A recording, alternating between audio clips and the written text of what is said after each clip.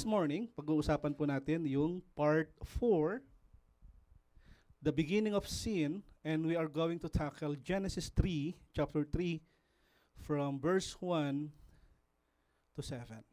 After po, noong chapter 2, makikita natin dito na yung first humans, si Adan at si Eva, they were naked. Tama? Hindi sila nahihiya sa isa't isa. And blissfully, sabi doon, they are free from any experience of evil. At nung ginawa nga sila ng Panginoon, ang sabi doon sa Bible, di ba? Very good. Natatandaan niyo po. Okay. And then makikita natin doon sa Genesis 3, ay dito na pumasok yung pong rebellion ng tao that bring awareness doon sa kanilang capacity na gumawa ng kasalanan. Genesis 3 will talk about ang pagkahiwalay po ng tao sa Diyos na siyang lumikha sa Kanya. At dito makikita po natin, sa pag-aaralan natin mamaya, yung daw pong serpent, ahas, okay, ay dinescribe na craftiest of all wild animals. Itong creature na ito, ang kanyang goal in life, ang kanyang purpose nung ahas na ito is to convince humans to disobey God. At paano nangyari yon?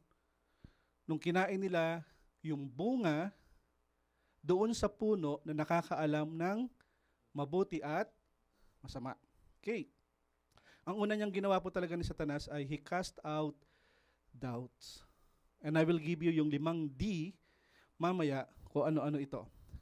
So pag-usapan natin to sa umagang ito, that if you are going to read chapter 3, verse 1 to 5, pinag-uusapan dito yung deception po ni Satanas. And verse 6 and 7 ay pinakikita dito na nung nabuksan yung kanilang mga mata, nung kinain nila yung bunga, nakita nilang sila ay hubad at gumawa sila ng paraan upang takpan nila yung kanilang mga sarili-sarili. So kung naalala niyo po, two weeks ago, pinag-usapan natin sa Genesis 2, beginning of man. Andiyan pa po kayo. Pakisabi ng amen ng gising pa. Marami pang gising. So praise God. Sabi doon, nung nilikha ng Diyos ang tao, ito yung tinatawag na crown of God's creation, yung humankind, Adam and Eve. When God created us, we are the crown ng ating Diyos. Do you believe that? Tayong lahat ay nilikha ng Panginoon for a purpose. Makikita natin dito sa Genesis 1 and 2, God created everything else. At the same time, He created man at nilagay niya ito doon sa Garden of Eden. Okay? And God created man in the image of God. Kaya hindi po mainam na kapag tayo ay nakakakita ng mga taong may kapansanan, may mga PWD tayong mga kaibigan, na pagtatawanan natin. It happened for a reason, but I believe, katulad ng sinabi ng Biblia, God created man into His image. At mababasa natin sa Biblia that God shaped human body, di ba, and formed into image of God. And God positioned us, tayo, above all things created, including the angels. Mas mataas po tayo sa anghel. Kaya we never worship even yung angels. Nakukuha niyo po? Okay. And God positioned us na kung saan tayo ay magro-rule doon sa kanyang mga nilikha. God created us, formed us, at nung tayo ay kanyang nilikha, He filled the earth. Natatandaan nyo, di ba? Nagkaroon ng ibon, ng puno, ng dagat, nagkaroon ng umaga, gabi. Lahat ito, ang sabi ng Panginoon, you will rule the earth. At lahat nga po ng makikita natin doon, tumatakbo, gumagapang, lumalangoy, lahat ng buhay, lahat ng ito ay, nung sinabi ng Panginoon magkaroon ng puno, magkaroon ng gantong animals, ito ay naging buhay. Pero ang kaibahan dito, formed Adam's body, nandun lang siya sa isang tabi. Nandun lang siya. Nakahiga lang siya doon at hindi pa siya buhay. Nakukuha niyo po. Nilikha lang siya, nandun lang siya sa santabi, pero makikita natin sa Genesis 2:7, God breathed His own spirit into Adam. Ang sabi po dito ay ganito. Basahin po natin. Ayan, nilagyan ko na rin po ng Tagalog. Pagkatapos, ginawa ng Panginoong Yahweh ang tao mula sa alabok. Hiningahan niya sa ilong at nagkaroon ito ng buhay. When God created Adam, ay hindi pa siya buhay that time. At sabi dito, then the Lord God formed a man from dust of the ground and breathed into his nostrils the breath of life, and the man became a living being. Nandyan pa po kayo? Okay, pag sinabi pong human being, ito yung living being na kung saan God made us with body and spirit that gives life na galing sa Panginoon. Nakukuha niyo po? At the same time, sabi, yung daw pong ating katawan, itong katawan natin ito, meron itong kapasidad na makipag-communicate sa mga kasama natin sa mundong ito. Tama? Meron tayong capacity to connect and to communicate with the physical world around us. And then, when God breathed us, okay, sabi doon, yung spirit has the capacity or to communicate with God into spiritual world.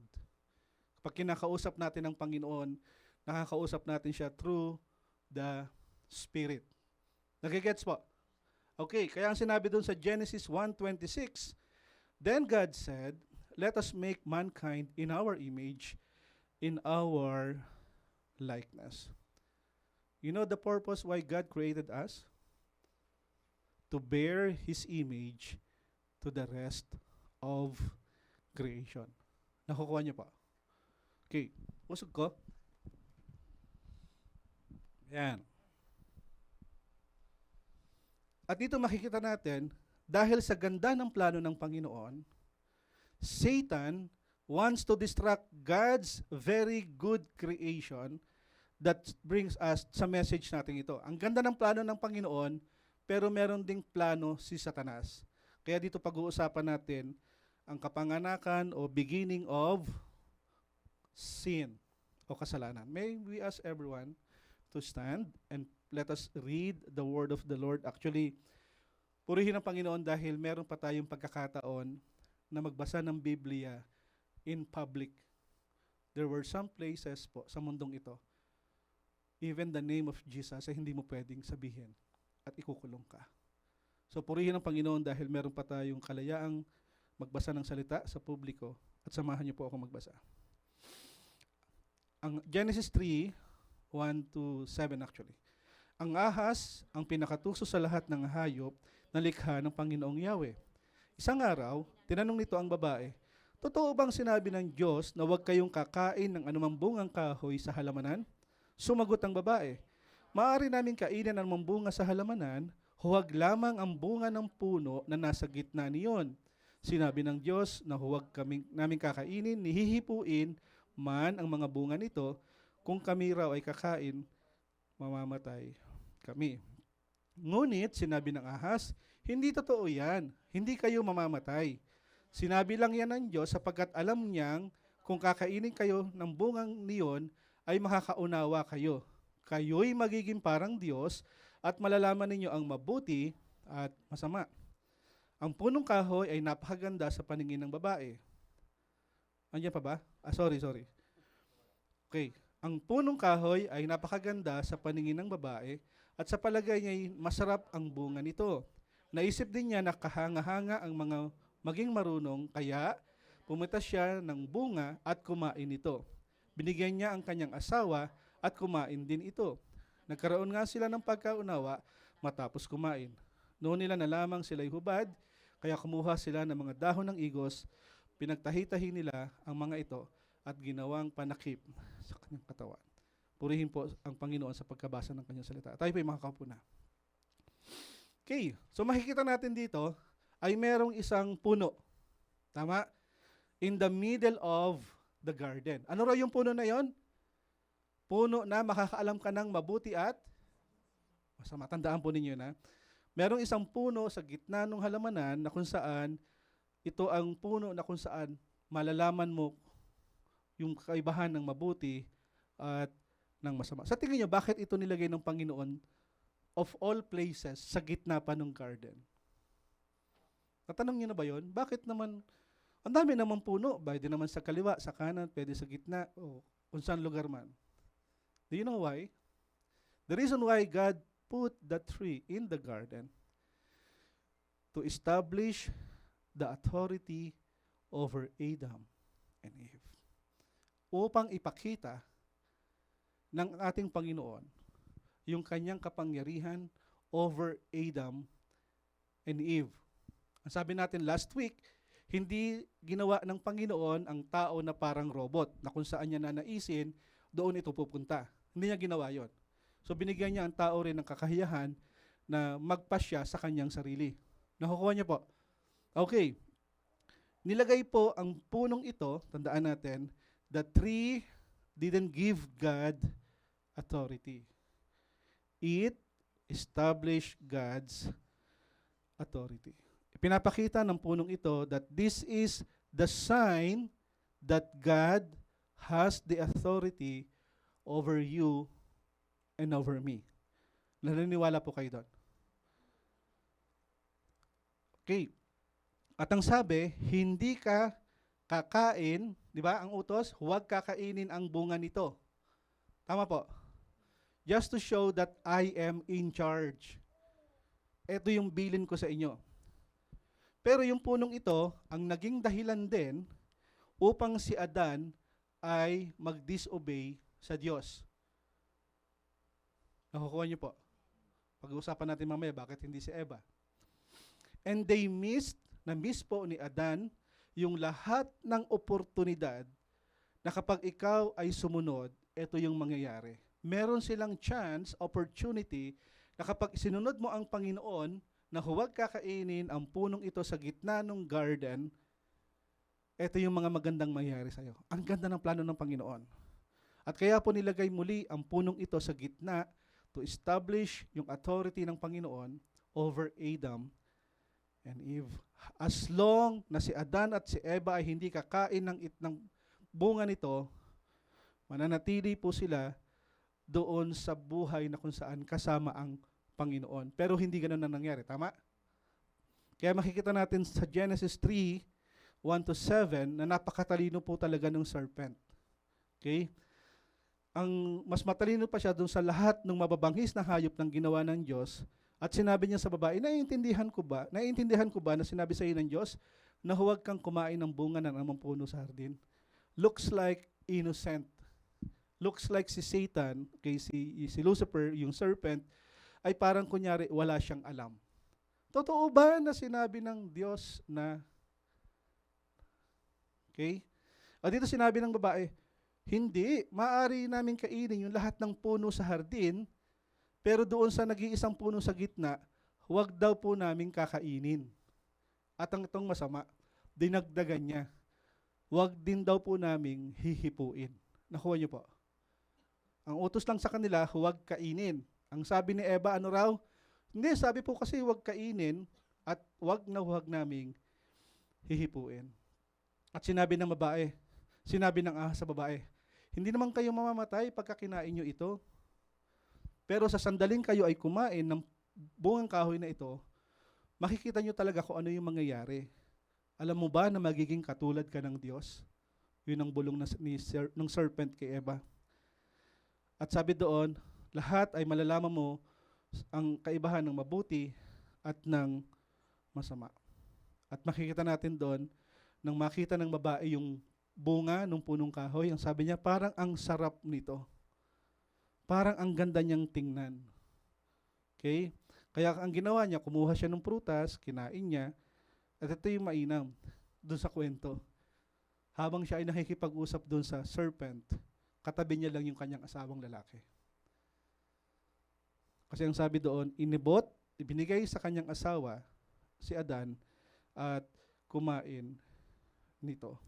At bandang huli sinabi doon, nung nakita nilang sila ay nakahubad, Sila ay nagdamit na gawa doon sa dahon ng igos na pansamantala nilang covering. So makikita natin doon yung ahas. Ang sabi doon, the serpent was very clever. At ang sinabi niya, hindi ka naman talaga mamamatay. Nakita niyo yung deception? Sabi, hindi, pagkakinain mo ito, magiging katulad ka ng Diyos. Yun yung mga bagay na kung saan na brainwash nung serpent si Eva, kaya siya pumayag. Nakukuha niyo po yung kwento. Okay. At dito makikita natin, yung tree kanina, sabi doon, it will give you discernment to know good and evil.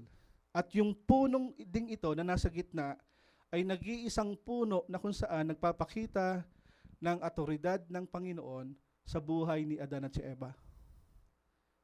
The tree on earth represent God's authority on earth. Nakuha niyo po.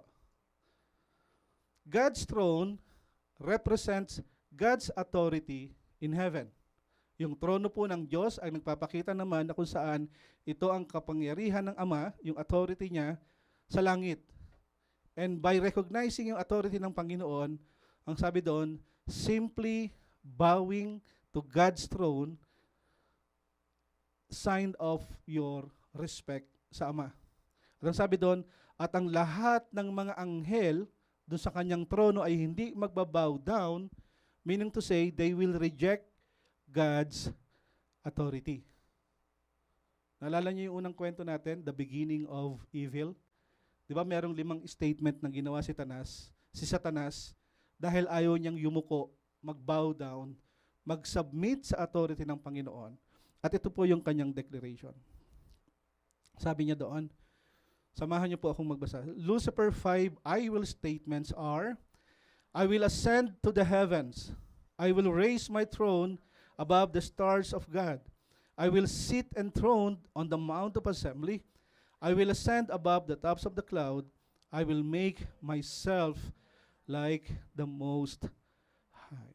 Pinapakita dito yung statement ni Satanas na kung saan, ito yung gusto kong mangyari, lalagpasan pa kita, at gusto kong mas higit pa sa iyo. Yun ang kanyang I will.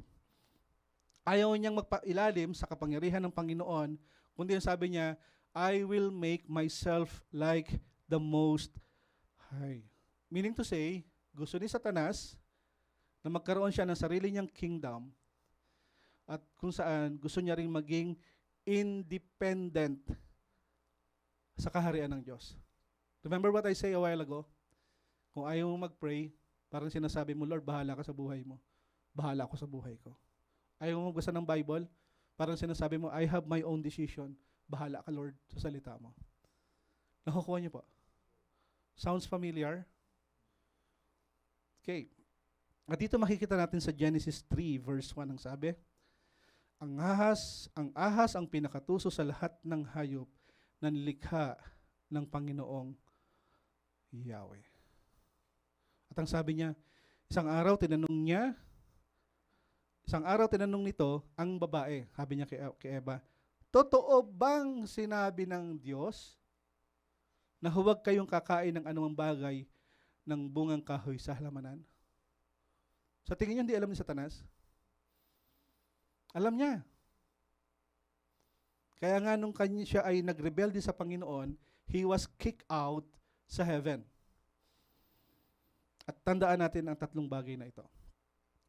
3 things we need to understand. Lucifer isn't concerned about the trees in the garden, kundi ang concern lang talaga ni Satanas ay yung nag-iisang puno sa gitna ng garden that will discern good and evil.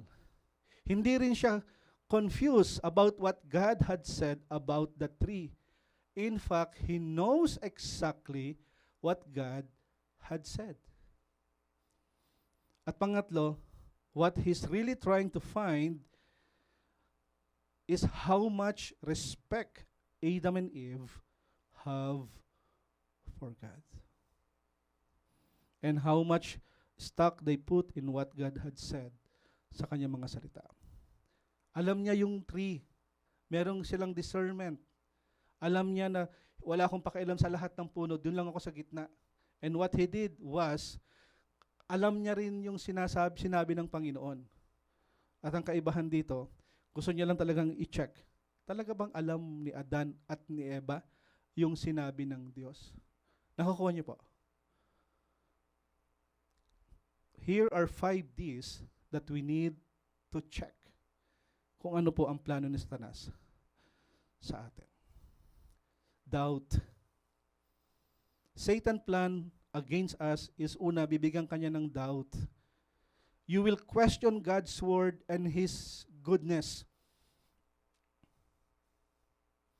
Ilang beses na tayo nag-doubt sa pangako ng Panginoon. Hindi ito gawa ng Diyos. Gawa ni Satanas to. Pangalawa, discouragement makes you look at your problems rather than at God. Di ba? Kaya yung iba sa atin nagagalit sa Diyos. Ano ba namang buhay ito? Ano ba namang ginawa ko, Lord? Di ba? Yung mga Diyos ko, Lord pa yung iba. Discouragement. Maraming tao sa atin yung nagkakaroon ng, isa sa plano ni Satanas is magkaroon ng diversion. Ano yung diversion? Makes the wrong things seems attractive so that you will want them more than the right things. Isa iniisip natin, mas okay ito, mas shortcut ito. Siguro naman tatanggap ako ni Jesus kasi ginawa ko itong madali. Diversion. Ang sabi ng Panginoon, ito yung dapat mong gawin, ito yung dapat mong sabihin, and yet may mga pagkakataong gusto natin sundin yung sarili natin. We think that looks good and attractive at parang ang daling gawin. Pang-apat na D na plano ni Satanas, ano raw? Defeat. Makes you feel like a failure so that you don't even try. Ayoko na magbasa ng Bible kasi nandun na sila sa Numbers, nasa Genesis pa rin ako. Ayoko nang mag-pray kasi hindi naman sinasagot yung prayer ko. Ayoko nang magsimba kasi kahit anong simba ko parang walang nangyayari. Nakukuha niyo po? Yun yung kasi yung gustong isipin ni Satanas. At pang-5, delay. Makes you put off doing something so that it never gets done. 5 bagay na kung saan makikita natin na ginagawa ni Satanas sa ating lahat at nakikita natin ito ay hindi galing sa Panginoon. Nandiyan pa po. Okay. At dito makikita natin, sa Genesis 3, verse 2 and 3, sumagot ang babae. Maaari namin kainin ang anumang bunga sa halamanan, huwag lamang ang bunga ng puno na sa gitna nito. Sinabi ng Diyos, huwag namin kakainin, ni hihipuin man ang bunga nito. Kung kami raw ay kakain nito, mamamatay kami. Yun ba ang sabi ng Panginoon? Diba? Ang sabi ng Diyos, God said, don't eat the fruit. Pero ano sabi ni Eva sa ahas? And don't touch it.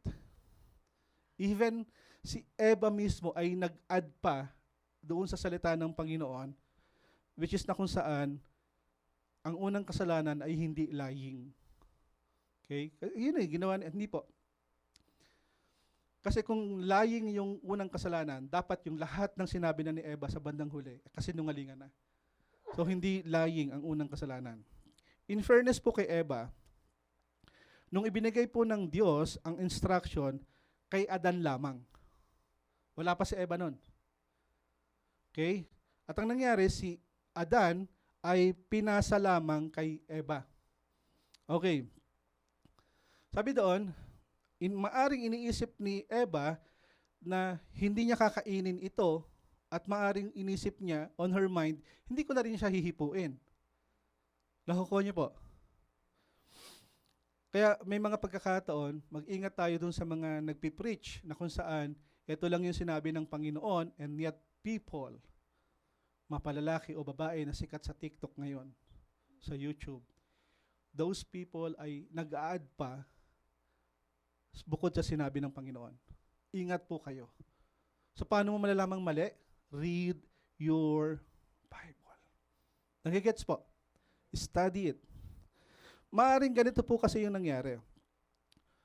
Nung nabuhay na si Eva, maaring nagkaroon sila ng tinur ni Adan si Eva. Ito yung puno, ito yung halaman, ito yung elepante, ito yung kalabaw, maaring ganon. Okay? Nung habang tinuturo niya, napunta sila dun sa gitna, maaring sinabi niya, yung palang punong yun ha, wag mong kakainin. Tatatandaan mo ba, wag mong kakainin. The moment na ito ay kinain mo, mamamatay ka. Maaring ganun yung nangyari, wala naman nakalagay sa Bible. Most likely ganon. Parang pag may mga anak tayo, no? Sino rito may mga anak? Kapatid, okay. Di ba pag sinasabi, anak, wag mong isasaksak ang electric fan. Pag sinaksak mo ito, baka makuryente ka. At sasabihin, wag mo na rin hahawakan, kasi nga pag sinaksak mo, magkakaproblema. Nakukuha niyo po. Maaring ganun ang nangyari, kaya dumating yung pagkakataon na kung saan, para mabigyan ng diin ni Adan kay Eva na wag kakainin, most likely sinabihan siya, wag mo na rin kasi siyang hahawakan. And most likely, ganun ang naging dahilan ni Eva, in fairness kay Eva, na kung saan ay sinabi niya sa serpent. Okay. At dito makikita natin, even Eve, kahit si Eva, she disrespect God's word and God's authority. Even si Eva. The moment na ito ay narinig ni Satanas, he pick up that word at ginamit niya ito laban sa mga tao. Kaya ingat kayo mga Satan cannot read your mind. At hindi niya alam ang nasa puso mo. Only God can. But the moment you say something bad about the other person, mag-ingat po tayo. Baka gamitin ito ni Satanas laban sa ating kapwa. Like, galit na galit ka, sagasaan ka sana. Ba't hindi ka pa kunin ni Lord? Tama? May naririnig kayong ganon? Ingat po. Kaya sa mga panalangin, lagi natin sinasabi, Panginoon, yung mga pangalang nabanggit, yung mga nasabi namin na ay hindi po gamitin ng kaaway laban sa kanila at sa amin. Nakukuha niyo po. Mag-ingat po tayo. Kaya sinabi doon sa Genesis 3, verse 4 to 5, ang sabi doon, ngunit sinabi ng ahas, hindi naman totoo yan, hindi kayo mamamatay. Sinabi lang yan ng Diyos sapagkat alam niyang kung kakainin niyo yung bunga ng kahoy, ay yung bunga ay makakaunawa kayo. Kayo'y magiging parang Diyos, at malalaman ninyo ang mabuti at masama. Here it shows na nakakita nga ng paraan si Satanas para tuksuhin si Eva. At dumating din yung pagkakataon na kung saan ito na yung sinasabi ng Panginoong wag mong gawin, hindi mo pwedeng kainin, and yet nagkaroon ng pagkakataon si Satanas para i-deceive niya si Eva. At dito rin po na makikita that Satan can misled anyone kung hindi po natin alam ang sinasabi ng Panginoon. And yet, sinabi niya ng bandang huli, magiging parang Diyos ka. And even si Adan at si Eva, ang nagkaroon po ng pagkakataong, ay, kailangan kong sigurong kainin ito. Might be, kapag ginawa ko ito ay magiging katulad ko ang Diyos. At maraming pagkakataon po sa buhay natin. May mga pagkakataon na kung saan nagkakaroon din tayo ng mga wrong choices in life. At ang isa sa pinakamapangit na choice na gagawin natin, yung tinatawag nating self-exaltation. That will lead to rebellion against God. As soon as we begin to live, as soon as tayo ay nawala sa plano ng Diyos, we are placing ourselves above sa Panginoon. Nakukuha niyo po? Ito yung plano ng Panginoon, pero mas gusto mo yung plano mo, parang sinasabi mo, Lord, mas angat ako sa iyo. And the moment na ito ay makita ni Satanas sa buhay natin, sa ating motibo, he will do exactly what he wants us to do. Andiyan pa po kayo. Kaya sinabi doon sa Genesis 2, sabi doon, yung lahat ng puno, yung lahat ng nilikha ng Panginoon, sabi doon, magandang pagmasdan at masarap yung bunga. Di ba? Yun ang sabi nung pinag-usapan natin noong nakaraan. Here it shows na kung saan Ang punong kahoy sa verse 6 ay napakaganda sa paningin ng babae at sa palagay niya ay masarap ang bunga nito. Tama? Nakita nyo kanina? Maganda, masarap kainin. Naisip din niyang kahanga-hanga ang maging marunong kaya pumitas siya ng bunga at kumain ito. Binigyan niya ang kanyang asawa at kumain din nito. Here nakitang-kita natin that Adam, he is fully aware the moment na kanilang kinain ng bunga nito, that is a way of acting rebellion against God. At makikita po natin sa buhay ni Adan at ni Eva, okay, nung ginawa po nila yung mga bagay na kung saan ayaw ng Panginoon, dito mo makikita, they want to become like God. Alam nila yung parang magiging katulad ko siya, at sila ay sumakay doon po sa gustong mangyari ni Satanas. Diba na-notice nyo? Tiningnan ni Eva, kumuha siya ng bunga, kinain, at binigyan ng asawa. See the participation? At kadalasan po, yung nagiging problema natin, yung first look sa mga lalaki, ano po? Sabi sa Biblia, kapag ikaw ay tumingin ng ikalawang beses ng may pagnanasa, that is adultery. Second look. Doon pa lang. At may mga pagkakataon na doon papasok yung temptation by simply seeing what you want to see. At dito makikita natin, all of us ay nagkakaroon tayo ng struggle sa temptation dahil the moment you give in to that temptation, ito na yung panahon na kung saan ikaw ngayon ay nagkakasala o magkakasala sa harap ng Diyos. Yung temptation nandoon. Pero kapag ikaw ay parang pumitas din, nag-participate ka, nag-give in ka dun sa temptation, therefore, it will give you more chance of falling into sin. At kadalasan, it will produce evil thoughts in our mind. Nakukuha niyo po. Kaya sabi doon, si Eva ay na-deceive ng ahas. Naisip niya na parang ang sarap kainin. Naisip niya rin na parang mainam na magkaroon ako ng malaman ko yung tama sa mali, na magiging katulad ako ng Diyos. At naisip niya rin na pagka ginawa niya ito, something will come up. And nagkahiwa nga. The Satan or yung serpent was able to deceive Eve because she chose to believe yung sinasabi ni Satanas. Nakukuha niyo po. She ate the fruit from the tree thinking that she was doing the right thing. Mga kapatid, hanggang ngayon ganito rin ang nangyayari. Sa loob at labas ng simbahan, sa pamilya, sa trabaho. Kaya madalas natin sinasabi, kapag kayo po ay nagkaroon ng pagkakataong may pinag-uusapan na kayong buhay ng iba, dapat mamatay ito sa tenga ng taong matuwid sa harap ng Diyos. Never. Nabubulong kayo sa ibang tao at sasabihin nyo, oh, baliw yan eh. Ganun nga, awayin mo. Tinuturuan pa natin, sinusulso, yung Marisol. Tinitrigger mo yung tao.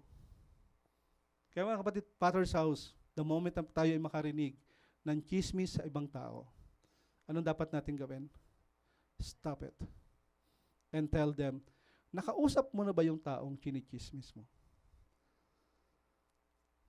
But if you keep on doing it, kwento after kwento after kwento, you're putting yourself in danger, papunta ka sa temptation, so wala ka na rin pinag-iba kay Satanas. Nakukuha niyo po. Okay. So tuloy natin. Kaya ang sabi dito sa 1 Timothy 2:13-14, sapagkat si Adan ang unang nilalang bago si Eva. At hindi si Adan, kundi si Eva ang nandaya at nagkasala. So ibig bang sabihin, yung lahat ng kasalanan ng tao, sisisi natin sa babae? Ganun ba yon? unfair, di ba? At makikita natin dito, pinapakita po dito that yung idea that man should take the primary leadership role in spiritual matters. Sinabi doon at hindi si Adan kundi si Eva ang nagkasala. But both of them, parehas sila, sa harap ng Diyos ay gumawa ng rebellion sa Diyos. Nakukuha niyo po?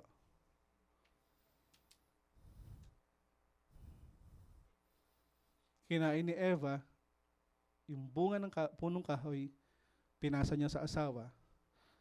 Therefore, sa harap ng Diyos, hindi pwedeng maliit o malaking kasalanan. Sa harap niya, kasalanan, kasalanan. Walang pretty lies, walang white lies, all are lies. Nakukuha po. At dito makikita natin sa nangyari, eto nga, kahit mali ang ginawa niya, kinain at ibinigay pa sa kanyang asawa. Sa buhay po natin ngayon, yung pagkakapasa po ni Eva kay Adan nung bunga na nakakaalam ng mabuti at masama, ito rin yung panahon na kung saan they are declaring themselves na sila ay we don't need God. At sa panahon natin ngayon, di ba? Since tayo ay galing sa descendant ni Eva at ni Adan, katulad din nila, all of us are born disconnected from God. Hindi naman sila talaga namatay. Tama? Pero namatay o nahiwalay ang tao sa Diyos, yung malapit na relasyon ng tao sa Diyos ay nawala.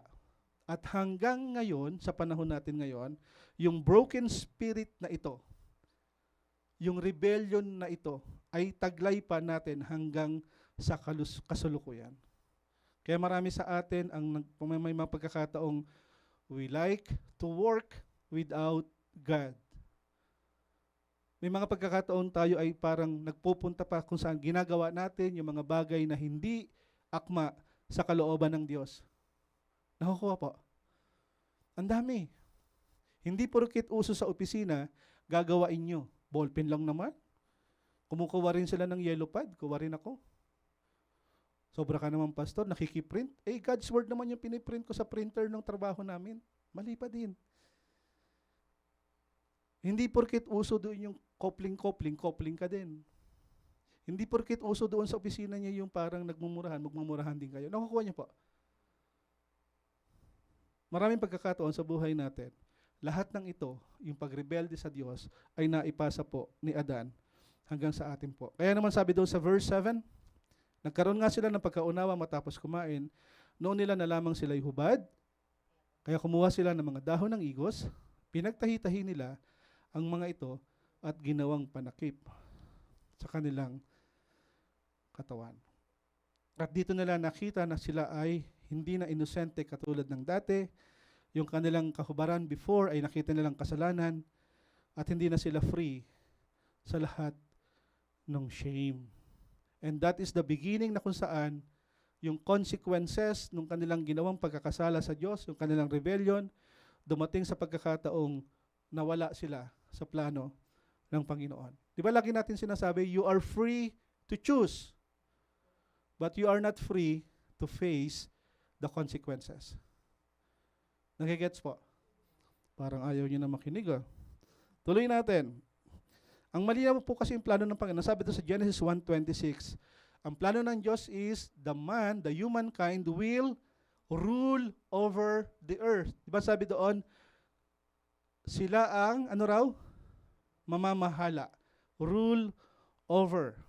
Dito malinaw na sinasabi na ang tao, si Adan at si Eva, they possessed the capacity na mag-reason out. Meron silang capacity na kung saan ay pinangalanan niya nga lahat ng hayop, pati halaman, tama?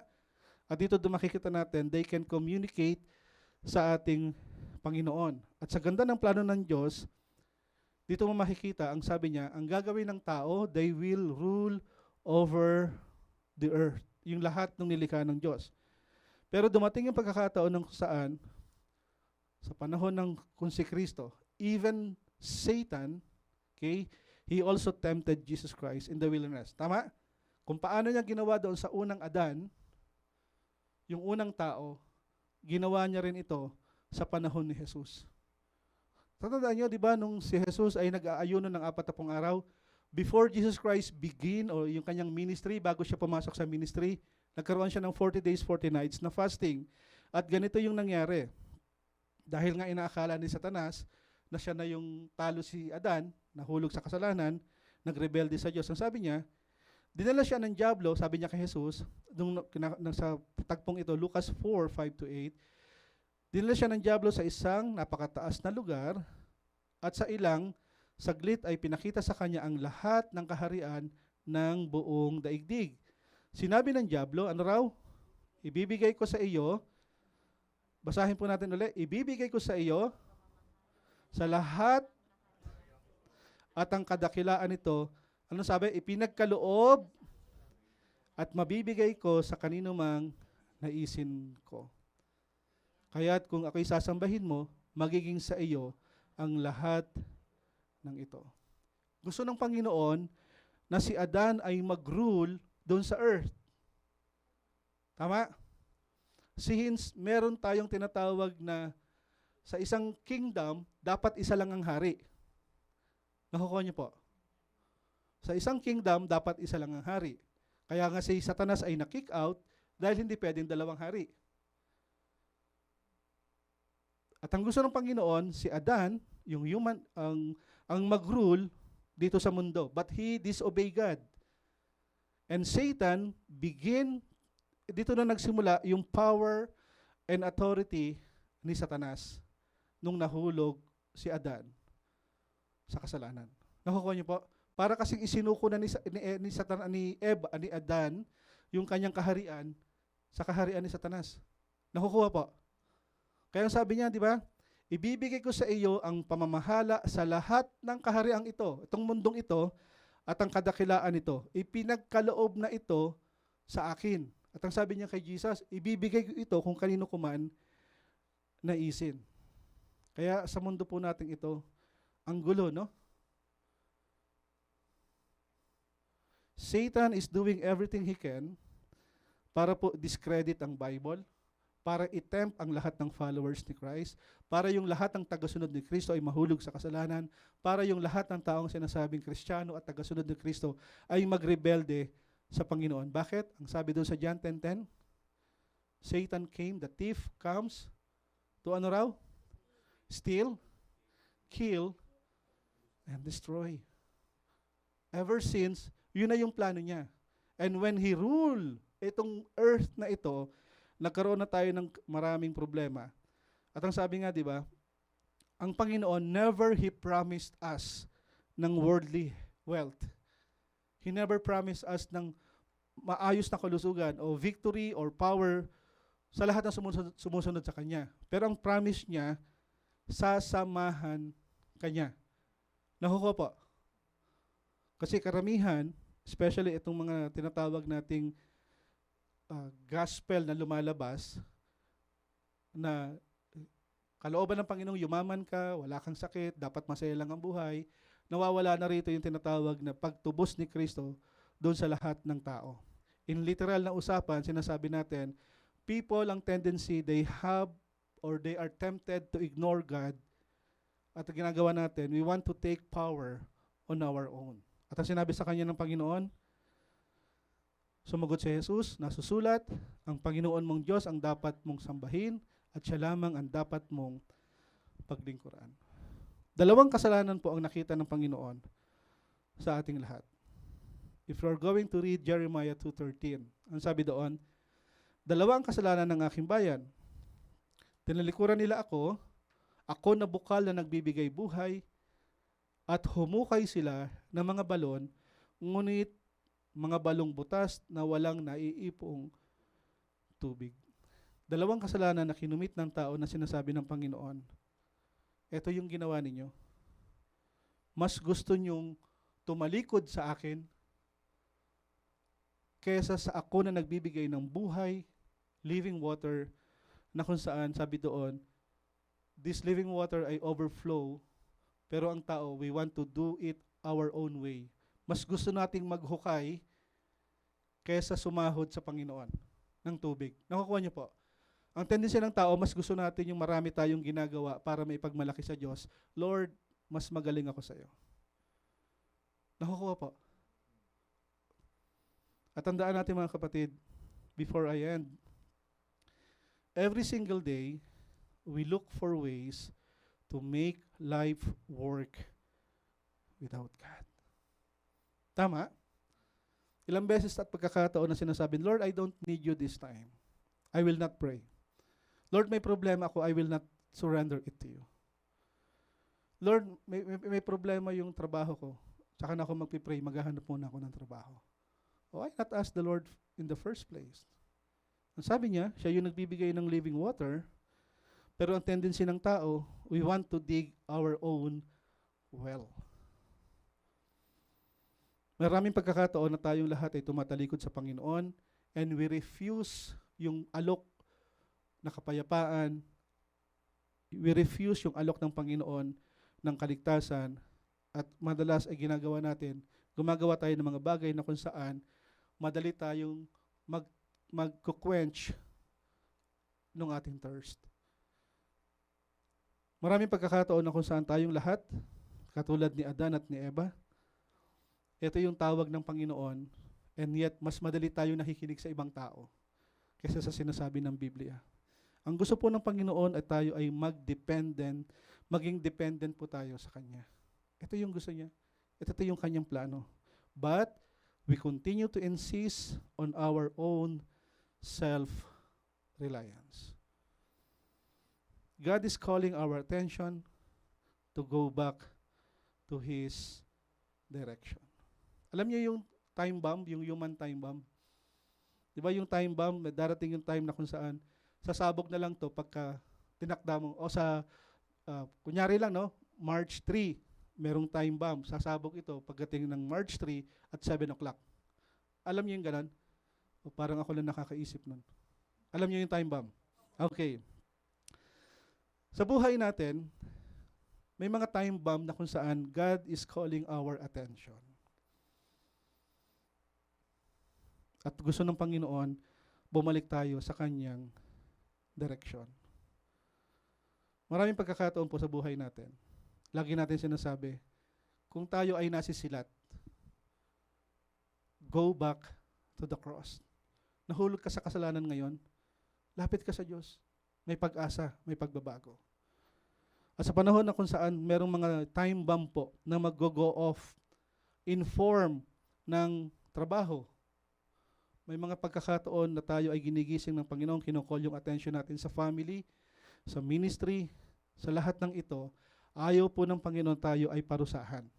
Ang gusto niya lang, mapukaw ang ating atensyon at tayo po ay magbalik loob sa ating Panginoon. Most of the time, we go running to Him at lagi natin sinasabi, pwede akong magtrabaho, kumilos, magdesisyon nang wala ang Panginoon. Nawa po sa umagang ito, patuloy natin tandaan that we need Jesus. The tendency that you and I have to look for ways to make life work without God is something that we inherited from Adam. Sa lahat ng mamanahin pa, ito yung minana natin. Ginagawa natin ito nang hindi natin alam, sadyaman o hindi. We love to do it our own way. Yun ang naipamana ni Adan sa ating lahat.